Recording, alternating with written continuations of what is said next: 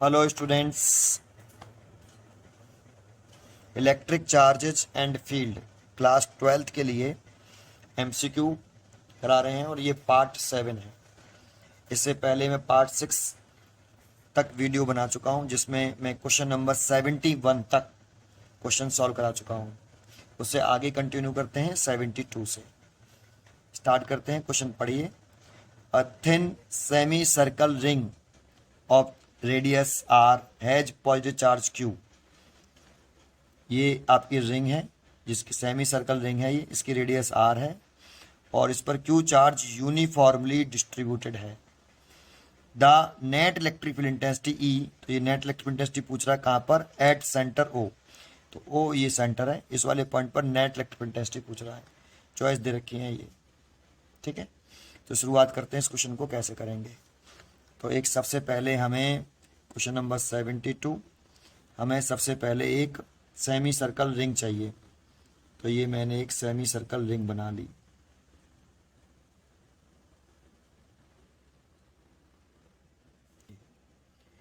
और इस semi circle ring मतलब एक वायर है, इस वाले वायर पर ये इसका सेंटर है ओ। इस पर जो चार्ज है वो यूनिफॉर्मली डिस्ट्रीब्यूटेड है। कितना चार्ज है, क्यू। ऐसे तो कितनी लेंथ पर डिस्ट्रीब्यूट है, अगर इसकी रेडियस आर है तो कितनी लेंथ हो जाएगी, ये पाई आर। पाई आर लेंथ पर कितना चार्ज डिस्ट्रीब्यूटेड है, यूनिफॉर्मली क्यू। और इसकी रेडियस आर है और ये सेंटर है। इस वाले पॉइंट पर इलेक्ट्रिक फील्ड इंटेंसिटी निकालनी है। लेकिन देखो इसने जो डायग्राम दे रखा है वो आपको कुछ इस तरह से दे रखा है। तो मैं इसको ऐसे कर लेता हूँ और ऐसे करने के बाद ये हो गई आपकी एक्स एक्सेस, क्योंकि इस दृश्य में उसने यूनिट वेक्टर दे रखा है आई के, और ये डायरेक्शन में उसने यूनिट वेक्टर दे रखा है आपको जे कैप। तो ये हो गई पॉजिटिव वाई एक्सेस। ऐसे देखो मैंने डायग्राम सेम टू सेम बना लिया है। इसको अब मैं ऐसे कर लेता हूँ, ठीक है। सेंटर ऊपर में इलेक्ट्रिक फील्ड इंटेंसिटी निकालते हैं। कैसे निकालेंगे, सबसे पहले आपको ये पता होना चाहिए कि ये वायर है और वायर पर जब चार्ज डिस्ट्रीब्यूट होता है तो उसमें लेंथ पर डिस्ट्रीब्यूट हो रहा है तो इसमें लीनियर चार्ज डेंसिटी आएगी। लीनियर चार्ज डेंसिटी आपने पढ़ी हो, ये लीनियर चार्ज डेंसिटी जो होती है उसे लैम्डा से डिनोट करते हैं और इसका मतलब होता है चार्ज पर यूनिट लेंथ। मतलब 1 मीटर लेंथ या 1 सेंटीमीटर, जिसमें भी लेंथ दे रखी हो, मीटर में या सेंटीमीटर में, 1 मीटर लेंथ पर चार्ज लीनियर चार्ज डेंसिटी कहलाता है। या आप इसे ऐसे लिख सकते हो, चार्ज पर यूनिट लेंथ। जैसे यहाँ पर कितनी लेंथ पर, इसकी लेंथ कितनी है पूरे की, पाई आर। तो पाई आर लेंथ पर लिख रहे हैं, पाई आर लेंथ लिखी है। तो पाई आर लेंथ लिखी है तो पाई आर लेंथ पर कितना चार्ज है, क्यू। तो क्यू लिख सकते हैं, ये लीनियर चार्ज डेंसिटी, ठीक है। तो आप lambda is equal to q by pi r. तो कितना क्यू हो गया, लीनियर चार्ज डेंसिटी के टर्म में निकालें तो लेमडा पाई आर। ये टोटल चार्ज इतना पूरी लेंथ पर डिस्ट्रीब्यूट है आपका ऐसे एक। अच्छा, अब इस 1 मीटर लेंथ पर जो चार्ज डिस्ट्रीब्यूट होता है उसको क्या बोलते हैं हम, लीनियर चार्ज डेंसिटी। तो 1 मीटर लेंथ पे जो चार्ज डिस्ट्रीब्यूट है वो लीनियर चार्ज डेंसिटी कहलाता है, ठीक है। अब इससे भी कर सकते थे, इसकी पूरी लेंथ कितनी है, पाई आर। तो पाई आर लेंथ पर कितना चार्ज डिस्ट्रीब्यूट होगा, पाई आर लेंथ पर कितना चार्ज डिस्ट्रीब्यूट होगा, और ये निकालना चाहें तो 1 मीटर लेंथ पर चार्ज डिस्ट्रीब्यूट हो रहा है लैम्डा, तो पाई आर लेंथ पर होगा लैम्डा इंटू पाई आर, इतना। तो देखो मैंने ये निकाला लैम्डा इंटू पाई आर, ठीक है। आगे बढ़ते हैं, चलो इससे आगे बढ़े। देखो क्या इस जगह पर इलेक्ट्रिक फील्ड इंटेंसिटी निकालने के लिए क्या हम कूलाम्स लॉ का यूज, कूलाम्स लॉ वाले पॉइंट चार्ज का फॉर्मूला लगा सकते हैं इलेक्ट्रिक फील्ड का, electric field intensity due two point charge का फॉर्मूला लगा सकते हैं, नहीं लगा सकते। बिकॉज ये जो चार्जेस है ये पॉइंट चार्ज नहीं है, ये पॉइंट चार्ज नहीं है, इसीलिए यहाँ पर electric field intensity due two point charge का फॉर्मूला अप्लाई नहीं किया जा सकता। लेकिन अगर हम इसमें एक छोटा सा पॉइंट मान लें, जैसे यहाँ पे मैंने मान लिया ये, और इस पर चार्ज मान लेते हैं डी क्यू ऐसे, और इसे मैंने पॉइंट चार्ज कंसिडर कर लिया, और इस पॉइंट चार्ज पे कितना चार्ज है, डी क्यू चार्ज है, स्मॉल चार्ज है। और इसकी वजह से अब इस सेंटर पर मैं इलेक्ट्रिक फील्ड इंटेंसिटी निकाली जा सकती है। तो निकाल सकते हैं पॉइंट चार्ज का फॉर्मूला लगा के। तो हम इससे कितनी डिस्टेंस पर है, ये आर डिस्टेंस पर है, ये डिस्टेंस आर है, ये डिस्टेंस आर है। तो इसकी वजह से अगर इलेक्ट्रिकल इंटेंसिटी निकालें इस पॉइंट ओ पर, तो small electric field intensity at centre O due to small point charges, small charge point charges लिख देते हैं डी क्यू। तो डी आएगा और डी की वैल्यू आएगी के लिख सकते हो या 1/4πε0 लिख लो। डी क्यू चार्ज है और डी क्यू चार्ज की वजह से ओ पॉइंट पे निकालने सेपरेशन आर है, सो आर स्क्वायर। ये अगर हम डी क्यू को लीनियर चार्ज डेंसिटी में कन्वर्ट करना चाहें, क्योंकि कभी भी वायर पर जब चार्ज आता है तो लीनियर चार्ज डेंसिटी में कन्वर्ट करना पड़ता है। तो देखो 1 मीटर लेंथ पर चार्ज लैम्डा है, तो डीएल लेंथ पर कितना चार्ज होगा। तो देखो इसकी जो लेंथ है, ये पॉइंट चार्ज जो हमने माना है इसको एक इसकी लेंथ मान सकते हैं। ये डीएल भी बहुत ही छोटा है सेगमेंट है, ये ऐसे ये डीएल मान लिया मैंने ऐसे, इसी को पॉइंट चार्ज कह रहे हैं। ये बहुत छोटा होगा, इतना बड़ा कर दिया हमने, तो इसकी लेंथ डीएल कर ली। तो डीएल लेंथ पर कितना चार्ज होगा, तो कितना है डी क्यू। इसी पॉइंट चार्ज को तो डीएल कह रहे हैं, पॉइंट चार्ज की लेंथ ही डीएल बोल रहे हैं। तो इस पर कितना चार्ज है डी क्यू, तो डीएल लेंथ पर कितना चार्ज होगा बेटा, डीएल लेंथ पर चार्ज होगा डी क्यू कितना होगा 1 मीटर लेंथ पर लैम्डा, तो डीएल लेंथ पर डी क्यू की वैल्यू कितनी लैम्डा डीएल। तो आप डी क्यू की जगह पर लिख सकते हो लैम्डा डीएल। तो आप यहाँ लैम्डा डीएल लिख देंगे, तो इसकी जगह पर अभी मैं थोड़ी देर के लिए के यूज कर रहा हूँ, तो के और डी क्यू की जगह पर लिख सकते हैं हम कितना लैम्डा डीएल। तो लिख दें तो lambda dl over r square, ये ठीक है। अगर आपको यहाँ तक समझ में आया तो डायरेक्शन दिखा सकते हो इस डी की, पॉजिटिव चार्ज से अभी डीई ऐसे,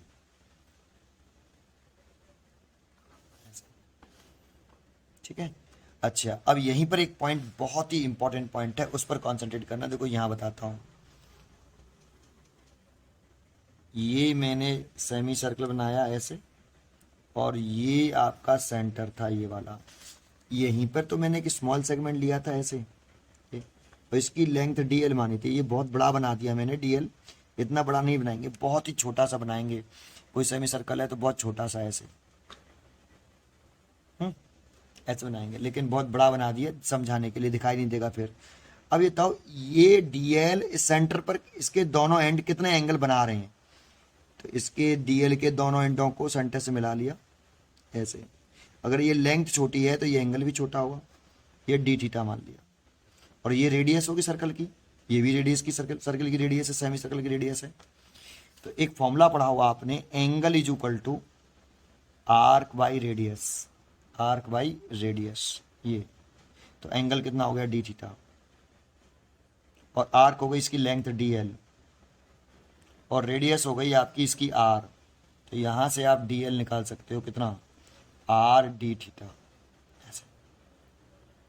तो इस डी एल की जगह पर आर डी थीटा लिख सकते हो आप। तो क्या लिख सकते हो आप, के लैम्डा, और डी एल की जगह पर लिख सकते हो आप आर डी थीटा ऐसे, डिवाइडेड बाई आर स्क्वायर। अब आर से एक आर कट गया तो के lambda over R D theta ऐसे, ठीक है। यहाँ तक क्लियर है, ओके। तो ये डी आ गया बेटा आपका। अब जरा सोचो, अगर डी एल इधर माना है तो जितनी डिस्टेंस पर इस सेंटर वाले पॉइंट से, इस वाले सेंटर वाले पॉइंट से आपने ये डी एल इधर माना था, उतनी डिस्टेंस पर आप इधर की तरफ मान लो। तो एक पॉइंट चार्ज मान लिया, देखो ये छोटा सा डी क्यू चार्ज, ये पॉइंट चार्ज मान लिया, ठीक है। और ये डी क्यू चार्ज मान के इसकी वजह से इस वाले पॉइंट पर फिर इलेक्ट्रिक फील्ड इंटेंसिटी निकालो। तो डी क्यू चार्ज है, कितनी डिस्टेंस होगी, ये रेडियस ही होगी आर, तो इतना इलेक्ट्रिक फील्ड आएगा। D is equal to 1/4πε0 D Q, और कितनी डिस्टेंस है आर, आर का स्क्वायर। और पॉजिटिव चार्ज है तो पॉजिटिव चार्ज से अवे डी ई ऐसे आएगा, ये डी। तो ये तो ऐसे डी एल इस पर बहुत सारे होंगे ना, तो मैंने कोई दो ले लिए सिमेट्री से, एक इधर ले लिया एक इधर ले लिया। अब बताओ नेट निकालना है, तो नेट इलेक्ट्रिक फील्ड इंटेंसिटी निकालने के लिए क्या डी का इंटीग्रेशन कर दें। तो डी का अगर इंटीग्रेशन करते हैं तो सोचो कि अगर हम नेट इलेक्ट्रिक फील्ड इंटेंसिटी निकालते हैं और लिखते हैं डी का इंटीग्रेशन, तो डी का इंटीग्रेशन का मतलब क्या होता है, इंटीग्रेशन का मतलब होता है sum. Of continuous function, continuous function, that means D plus D plus D ऐसे एंड सो ऑन। लेकिन बताओ दो वेक्टर क्वांटिटी को ऐड कब कर सकते हैं? तो ऐड तब कर सकते हैं जब उनकी डायरेक्शन कैसी हो, डी की डायरेक्शन, डी की डायरेक्शन, डी की डायरेक्शन सेम हो ऐसे। क्या इन डी की डायरेक्शन सेम है? नहीं है, इसीलिए इसका इंटीग्रेशन नहीं कर सकते अभी डी का। इस इंटीग्रेशन डी का इंटीग्रेशन करके टोटल इलेक्ट्रिक फील्ड नहीं निकलेगा। तो इस डी के वो डायरेक्शन सेम नहीं है ना, डिफरेंट है, इसीलिए तो हमें पहले डी के कंपाउंड करने पड़ेंगे। तो इसके लिए ये थीटा एंगल है और ये एंगल भी थीटा है ऐसे, क्योंकि ये बराबर डिस्टेंस मानी है मैंने, ये आर्क की लंबाई और ये आर्क की लंबाई बराबर हो गई। तो ये तो अगर ये डी थीटा है तो ये वर्टिकली अपोजिट एंगल हो गई, ये थीटा हो जाएगा, ये थीटा तो ये थीटा, और ये थीटा तो ये थीटा। और डी की कंपोनेंट कर लो रेक्टेंगुलर, तो एक कंपोनेंट ये आएगा डी का इस वाले का, और एक कंपोनेंट ये आएगा, और इसके साथ थीटा है तो ये वाला डी कॉस थीटा और ये वाला डी साइन थीटा। ऐसे इसका ये कंपोनेंट ये आ गया इस वाले का डी साइन थीटा, और ये वाला कंपोनेंट आ गया डी कॉस थीटा ऐसे। ठीक है, अब जरा देखो इस डी साइन थीटा और डी साइन थीटा की डायरेक्शन कैसी है? अपोजिट, और अपोजिट डायरेक्शन है और वैल्यू कैसे है, मैग्नीट्यूड कैसा है, सेम। तो ये कंपोनेंट एक दूसरे को कैंसिल कर देंगे, और ये जो D sine theta cos theta दिख रहे हैं, ये वाला डी कॉस थीटा और डी कॉस थीटा, इनकी डायरेक्शन सेम है, तो ये ऐड हो जाएंगे।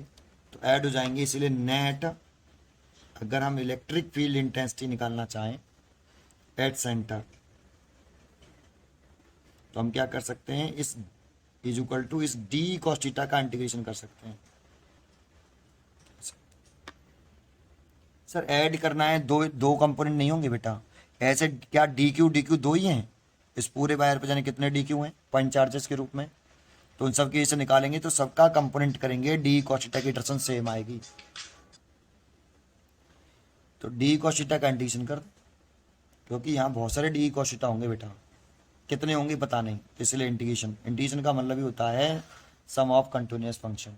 तो जितने भी हैं उन सब का इंटीग्रेशन कर दें तो सब टोटल निकल आएगा। तो पुट कर दीजिए बेटा, डी की वैल्यू आप ये पुट कर सकते हो, तो डी की वैल्यू अगर पुट करें यहाँ पे इंटीग्रेशन के lambda over R D theta और मल्टीप्लाइड बाई कॉस थीटा। तो देखो यहाँ किसके रेस्पेक्ट में इंटीग्रेशन हो रहा है, थीटा के रेस्पेक्ट में, तो थीटा के रेस्पेक्ट में होता है तो बाकी को बाहर निकाल लो ऐसे। तो के लेमडा बाई आर बाहर आ गया, इंटीग्रेशन कॉस थीटा और डी थीटा ये। ठीक है, अगर आपको ये समझ में आया तो देखो थीटा के रेस्पेक्ट में इंटीग्रेशन है। अब जरा ध्यान से देखना इस जगह पर, यहाँ बना रहा हूँ डायग्राम, उसमें ख़राब हो गया है वो समझ में नहीं आएगा, ये मैंने बना लिया ऐसे। तो एक बात तो यहाँ पर जब मैंने सेगमेंट माना था ये, तो थीटा ये था, अगर मैं यहाँ पे मानता इसको, यहाँ ना मान के यहाँ मानता तो फिर थीटा ये होता, ये वाला थीटा बढ़ रहा है। अगर मैं यहाँ पे मानता तो ये थीटा ये होता फिर ये, और यहाँ मानता तो थीटा ये होता फिर ये वाला।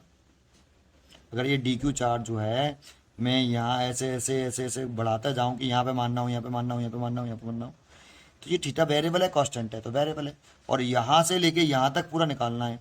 तो देखो ये थीटा यहीं से तो बनना है, तो ये ऊपर वाला है तो ये एंगल जो है पॉजिटिव होगा ऐसे, एक्स एक्सिस से ऊपर है, इस वाली लाइन से ऊपर है तो ये पॉजिटिव। ऐसे ही इधर की तरफ डी क्यू माना था आपने, ये डी क्यू इधर की तरफ, तो आप इसे थीटा मान रहे थे, देखो इस वाले को थीटा देखो माना था आपने, देखो ये डी क्यू है तो ये थीटा था, और ये थीटा था। अगर डी क्यू आप यहाँ मानते तो डी थीटा ये होता, थीटा बढ़ गया, यहाँ मानते डी क्यू तो थीटा ये होता डी थीटा, तो डी थीटा और बढ़ गया, यहाँ मानते तो डी थीटा इतना, ये थीटा जो है वो इतना होता 90 डिग्री, लेकिन नीचे की तरफ एंगल होता है ये एक रोटेशन ऐसे है और एक रोटेशन ऐसे है। सो ये थीटा एक नेगेटिव होगा और एक पॉजिटिव होगा। यहाँ पे यहाँ से अगर देखते हैं ये पूरा एंगल कितना है मैक्सिमम, यहाँ से लेकर ये पूरे वायर की इसे निकालना है, तो यहाँ पर थीटा बाई 2 है, ये नेगेटिव होगा, नेगेटिव माइनस के पाई बाई 2 90 डिग्री ये, और इधर की तरफ थीटा कितना होगा प्लस के 90 डिग्री या पाई बाई 2 ऐसे। तो इसीलिए ये लिमिट लिखेंगे थीटा की, थीटा के रेस्पेक्ट में इंटीग्रेशन, तो लिमिट थीटा की तो π/2 और प्लस के π/2 ऐसे। अब इस इंटीग्रेशन कर दो, कॉस थीटा का इंटीग्रेशन आपने पढ़ा हो कि कॉस थीटा का जो इंटीग्रेशन होता है कॉस थीटा डी थीटा, इसका इंटीग्रेशन होता है साइन थीटा। तो बस इंटीग्रेशन करना है तो k λ/r, तो इसका इंटीग्रेशन हो गया साइन थीटा और लिमिट हो गई माइनस के π/2 से प्लस के π/2।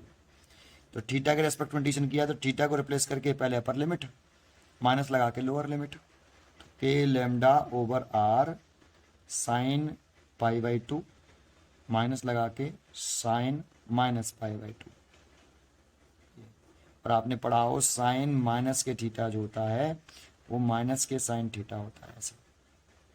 तो ये माइनस यह आगे आ जाएगा तो ये प्लस हो जाएगा यहाँ, और k λ/r ये तो 1 हो गया और ये भी 1 हो गया, तो ये हो गया 2k λ/r।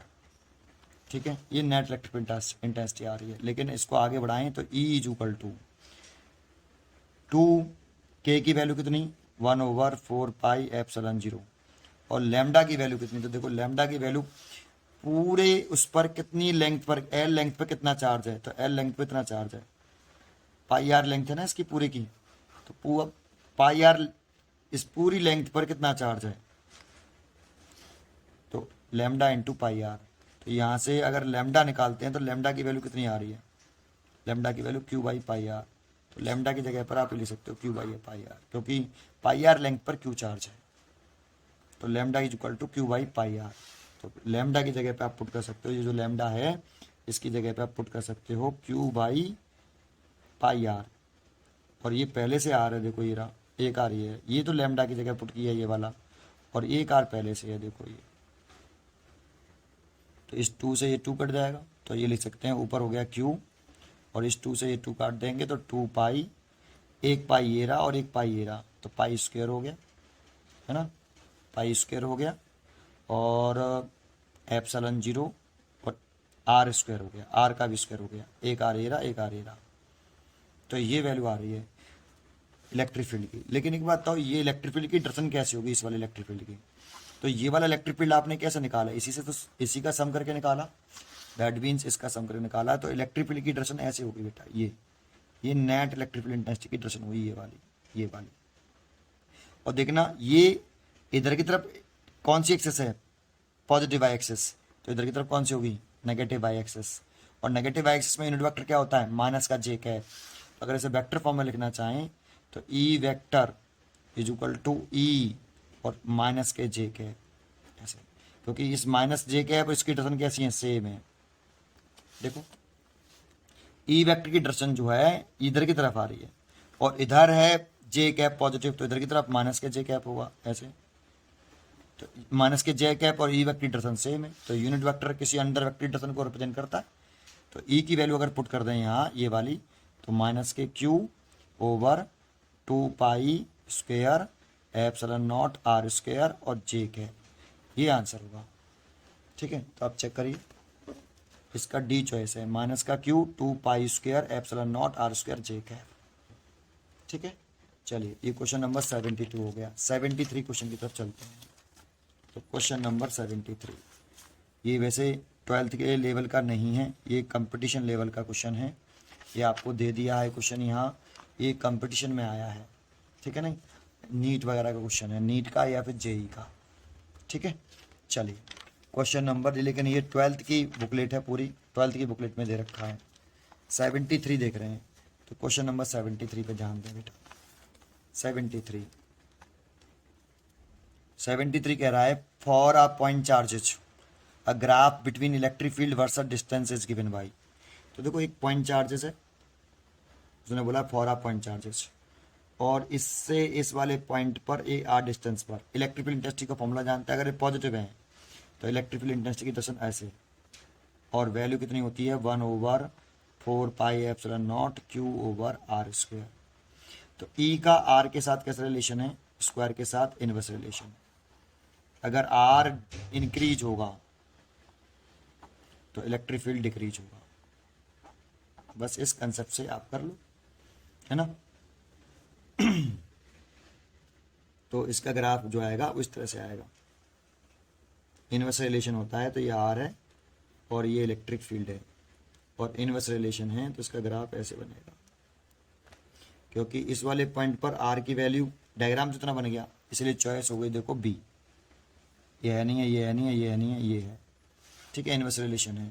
और दूसरा आपका यहाँ पर ई इतना है, इस जगह पर इस वाले पॉइंट पर ई की वैल्यू इतनी, मतलब यहाँ से यहाँ तक, और आर इतना, और इस वाले पॉइंट पर गए तो आर बढ़ गया तो इलेक्ट्रिक फील्ड घट गया, इलेक्ट्रिक फील्ड घटा तो आर बढ़ने पर इलेक्ट्रिक फील्ड घटेगा, इसीलिए इसकी बी चॉइस 73 का बी। 74 आ जाए। 74 क्वेश्चन क्या कह रहा है देखिए। 74 में कह रहा है an infinite number of identically charge bodies kept along the x axis at a point, कह रहा है, देखो पॉइंट बना लेते हैं। ये आपका और एक्स एक्सिस बना ली, ये एक्सिस है, ये ऑरिजिन है। तो एक तो ऑरिजिन पे रखा है एक्स बराबर 0 पर, कैसे रखे हैं, आइडेंटिकली चार्ज बॉडी, और गिवन नहीं है चार्जेस, पूछ भी रहा है लास्ट में, find the magnitude of each charge, find the magnitude of each charge. देखो क्वेश्चन दिख रहा है आपको, अब दिख रहा होगा, सॉरी उसके लिए थोड़ा सा। Infinite number of identically charge bodies are kept along the x axis at a points x बराबर 0, 1 पर रखा है, 2 पे, 4 पे, 8 पे, 16 पर, and so on. All other charges repel the charges at the origin with a force of 1.2 Newton, find the magnitude of each charge. Identical charge है, एक रखा है 0 पर, तो एक तो हम 0 पर रख लेते हैं, देखो एक तो 0 पर रख रहे हैं, क्यू चार्ज रखा है, एक फिर 1 मीटर पर रखा है, यहाँ x बराबर 1 मीटर, यहाँ एक चार्ज रखा है क्यू, यहाँ से यहाँ तक की डिस्टेंस 1 मीटर ये वाली, फिर एक 2 मीटर पर रखा है, x बराबर 2 मीटर, यहाँ पे क्यू, ये डिस्टेंस यहाँ से यहाँ तक 2 मीटर ऐसे, फिर एक रखा है आपका 4 मीटर पर, ये 4 मीटर डिस्टेंस हो गई, x बराबर 4 मीटर, और यहाँ से ऑरिजिन, ये ऑरिजिन है ना, तो सभी डिस्टेंस ऑरिजिन से मेजर करेंगे, ये 4 मीटर, फिर 8 मीटर पर रखा है, x बराबर 8 मीटर, और ये ऑरिजिन से ही 8 मीटर ऐसे, कितना चार्ज रखा है वहाँ पर भी क्यू, ये क्यू, फिर क्यू, देखो एक का डबल 2, 2 का डबल 4, 4 का डबल 8, 8 का डबल 16, 16 का डबल 32, एंड सो ऑन रखा है, इन्फिनिटी तक रखा है, एंड सो ऑन, देखो एंड सो ऑन बोला उसने, 0 पर, 1 मीटर पर, 2 मीटर पर, 4 मीटर पर, 8 मीटर पर, 16 मीटर पर, एंड सो ऑन, मतलब रखा ही है। All the other charges repel the charge at the origin, कौन से चार्ज को रिपेल करने की बात कर रहा है, ऑरिजिन को, कितने फोर्स से रिपेल कर रहा है, 1.2 न्यूटन से।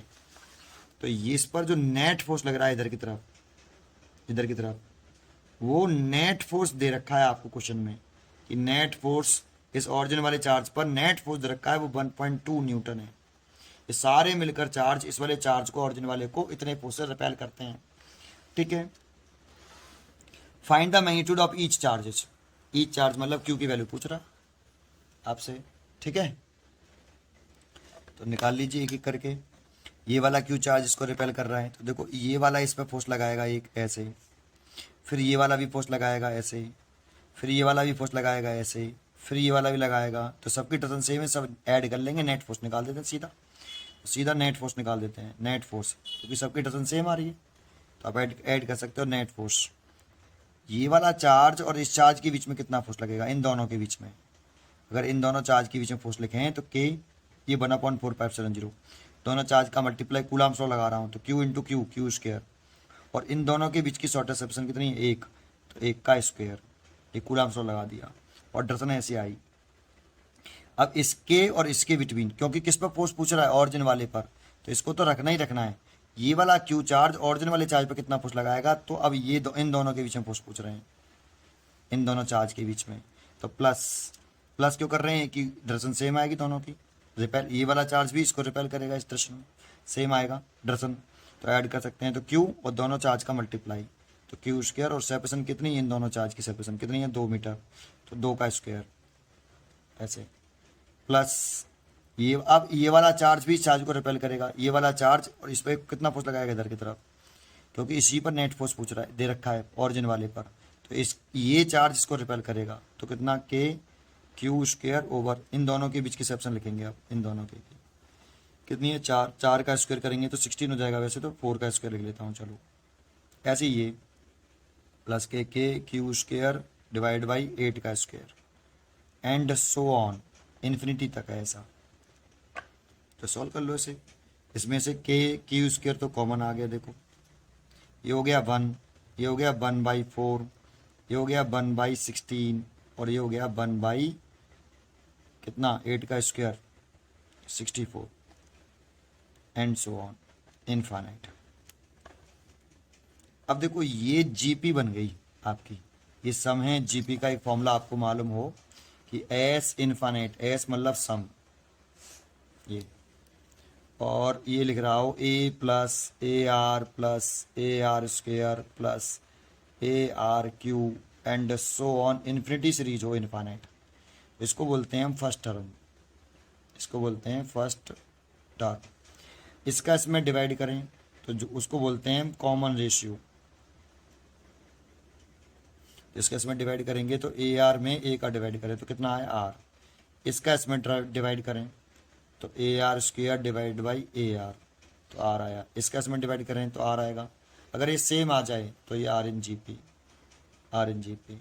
और एस इन्फिनिटी मतलब सम, इसकी जो फॉर्मूला होता है फर्स्ट टर्म, या फर्स्ट टर्म कौन है ये पहला वाला 1 minus common ratio, common ratio कितना है आर तो 1 कितना, ये फॉर्मूला होता है। अब इसी वाले से इस फॉर्मूले को सॉल्व कर लो।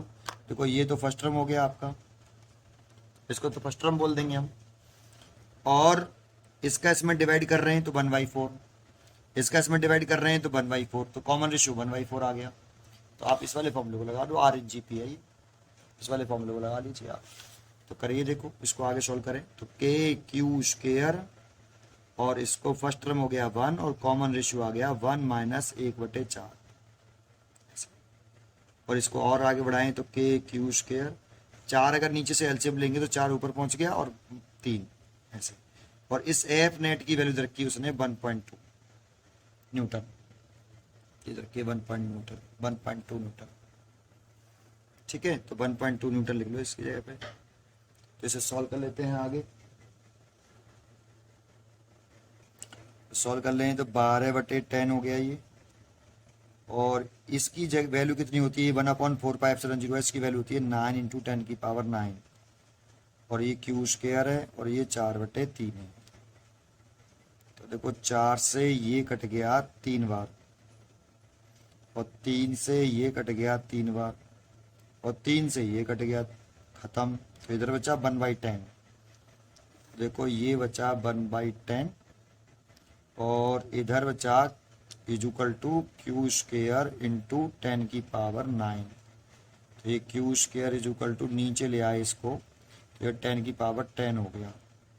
तो क्यू इजुकल टू हो गया 10⁻10 है ना ये, तो ये हो गया क्यू की वैल्यू 1/10⁵ ये। तो यहाँ से देखेंगे तो क्यू इजुकल टू लिख सकते हैं 10⁻⁻5 गुलाम, और इसे ज़्यादा लिख सकते हैं तो 10 × 10⁻⁻6 गुलाम कर सकते हैं ऐसे। भाई 10 है फिर +1 करेंगे तो -5 आ जाएगा, तो 10 माइक्रो गुलाम लिख सकते हो आप इसे। इतना चार्ज आया। तो चेक करते हैं चॉइस, इसकी चॉइस क्या है। देखो 9 माइक्रोकुलाम 10 माइक्रोकुलाम, तो 10 माइक्रोकुलाम चॉइस हो गई, इसकी बी चॉइस हो गया, इसलिए इसका B is a correct answer. ठीक है, आगे देखते हैं क्वेश्चन नंबर 75 देखते हैं। 75 पढ़िए आप। 75 क्वेश्चन क्या है। If net electric flux through a close surface है 0, then we can infer. Net electric flux 0 है, क्लोज सरफेस है, कोई क्लोज सरफेस है, उससे पास होने वाला नेट इलेक्ट्रिक फ्लक्स जो है वो 0 है, ये आपको गिवन है ऐसे। अब चॉइस क्या क्या दे रखी है वो देख ले। No net charge enclose by the close surface, अगर इसके अंदर कोई चार्ज ना हो, नेट चार्ज 0 है ना, नेट चार्ज अगर 0 है इसके अंदर, इनसाइड, कहां पर, इनसाइड कह रहा हूं, देखो इनक्लोज बाय सरफेसेस, तो आपको याद हो इसके अंदर कोई चार्ज नहीं है, तो आपको गॉस थ्योरम याद करो वो, तो उसमें लिखते हैं 1/ε0 into net charge enclosed by surface, enclose by close surface ये लिखते हैं। अगर ये net charge enclose by close surface अगर जीरो होगा तो इलेक्ट्रिक फ्लक्स जीरो आ जाएगा। तो एक right choice. Net electric flux through a close surface is zero, then we infer that no net charge enclose by the close surface. अगर close surface के अंदर कोई नेट चार्ज नहीं होगा, जीरो है, तो फ्लक्स जीरो आएगा। तो ये राइट चॉइस है इसकी। ठीक है, ए का 75 का ए पक्का है। आगे की चॉइस पढ़ लेते हैं। Uniform electric field exist with in the surface. जब वहां इलेक्ट्रिक चार्ज ही नहीं है तो इलेक्ट्रिक फील्ड कहां से आया? ठीक है, uniform electric field exist with in the surface कह रहा है। जब वहां पे आपका चार्ज ही नहीं है उसके अंदर, कोई इलेक्ट्रिक फील्ड भी नहीं है। Electric potential varies from point two point inside the surface. जानते हो जब इलेक्ट्रिक फील्ड जीरो होता है ना यहाँ सरफेस के अंदर, तो पोटेंशियल कांस्टेंट होता है। इसके पॉइंट पर, इस वाले पॉइंट पर पोटेंशियल कांस्टेंट होगा, तभी तो पोटेंशियल डिफरेंस ई बराबर लिखते हैं पोटेंशियल डिफरेंस ओवर लेंथ ऐसे। तो अगर पोटेंशियल डिफरेंस इस वाले पॉइंट का वी ए, इस वाले पॉइंट का वी बी, तो potential difference V A minus B B divide by L. अगर इलेक्ट्रिक फील्ड जीरो है यहाँ, तो वो तभी जीरो हो सकता है जब पोटेंशियल इक्वल हो, वी और वी बी इक्वल हो, और वी और वी बी इक्वल होंगे तब इलेक्ट्रिक फील्ड इंटेंसिटी जीरो आएगी। तो अगर जहाँ इलेक्ट्रिक फील्ड जीरो हो वहाँ पोटेंशियल वेरी नहीं करता, और फिर इसका इससे कोई लेना देना नहीं है। इससे नेट फ्लक्स जीरो होने से कोई लेना देना नहीं है। इसीलिए नेट फ्लक्स जीरो है तो उसके लिए पोटेंशियल डिफरेंस सेम होगा, इलेक्ट्रिक फील्ड जीरो होगा तो फ्लक्स जीरो होगा। ठीक है नहीं? तो charge is present inside the surface, ये तो बिल्कुल ही रॉन्ग है। इसका सही आंसर है 75 का ए, इज द करेक्ट आंसर। 75 का करेक्ट आंसर है ए, बिल्कुल सही। ठीक है, 76 देखते हैं। Question number 76। क्वेश्चन नंबर 76 देखिए। An electric dipole is placed non uniform electric field can experience. एक इलेक्ट्रिक डाइपोल को हम क्या कर रहे हैं?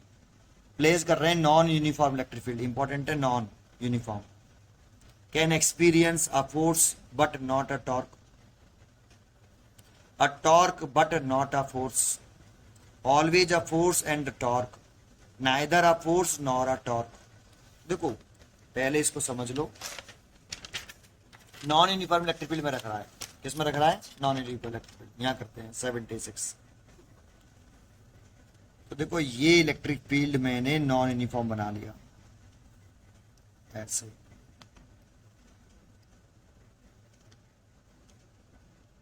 ये इलेक्ट्रिक फील्ड बना लिया मैंने नॉन यूनिफॉर्म। जहां इलेक्ट्रिक फील्ड और इसमें एक डायपोल रख दिया ऐसे। मान लो ये डायपोल प्लेस कर दिया, ये आपका प्लस के क्यू है और ये आपका माइनस के क्यू है। तो डायपोल मोमेंट की डायरेक्शन कुछ ऐसे होगी, ऐसे पी, है ना? अब ये बताओ इस जगह पे जो पॉजिटिव चार्ज पार्टिकुलर फोर्स लगेगा वो इलेक्ट्रिक फील्ड की डायरेक्शन में लगता है। तो इलेक्ट्रिक फील्ड की डायरेक्शन तो यहाँ पे ऐसे लगभग ऐसे मान लें, ऐसे फोर्स लगेगा। कितना फोर्स लगेगा? F1 लगेगा QE1। अगर यहाँ इलेक्ट्रिक फील्ड और यहाँ इलेक्ट्रिक फील्ड में से कौन सा इलेक्ट्रिक फील्ड ज़्यादा होगा? तो इलेक्ट्रिक फील्ड लाइन्स यहाँ पे पास पास है, तो इधर इलेक्ट्रिक फील्ड स्ट्रांग होगा और यहाँ इलेक्ट्रिक फील्ड दूर दूर है, तो यहाँ इलेक्ट्रिक फील्ड वीक होगा। तो ये वाली साइड वीक इलेक्ट्रिक फील्ड की है,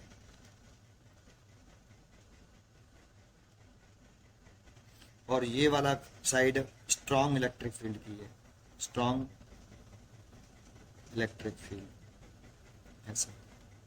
weak electric field, strong electric field. तो यहाँ वीक इलेक्ट्रिक फील्ड है, इस पर फोर्स लगेगा इलेक्ट्रिक फील्ड के जस्ट अपोजिट में कुछ ऐसे F2, और इसकी वैल्यू होगी QE2 ऐसे। तो यहाँ पर नेट फोर्स देखें तो देखो E2 ज्यादा है E1 से, तो F2 भी ज्यादा हुआ F1 से। तो नेट फोर्स यहाँ जीरो नहीं है, नेट फोर्स जीरो नहीं है। अगर हम टॉर्क की बात करें तो इस फोर्स की लाइन ऑफ एक्शन और इस फोर्स की लाइन ऑफ एक्शन डिफरेंट है। अब line of action of force different हो, line of action of forces अगर डिफरेंट है तो टॉर्क भी जीरो नहीं होता। कैसे? समझ में आया? तो इस वाले डायग्राम में अगर ये non uniform electric field placed है इस तरह से, तो नेट फोर्स भी होगा और नेट टॉर्क भी होगा। अच्छा, लेकिन इसी डायग्राम को कुछ ऐसे बनाते बेटा, नॉन यूनिफॉर्म इलेक्ट्रिक फील्ड ही है और ऐसे बना देते, ऐसे है, और डायपोल में यहाँ रख देता ये माइनस के क्यू है और ये प्लस के क्यू है, ऐसे रख देता बेटा, ब्लैक पेन से बना देता हूँ, ये डायपोल ऐसे रख देता, डायपोल मोमेंट की डायरेक्शन ऐसे होती। अब इधर की तरफ तो स्ट्रॉन्ग फील्ड है, स्ट्रॉन्ग फील्ड, क्योंकि यहाँ पे इलेक्ट्रिक फील्ड लाइंस पास पास है, और इधर की तरफ वीक फील्ड है, इधर वीक फील्ड है, ठीक है ये।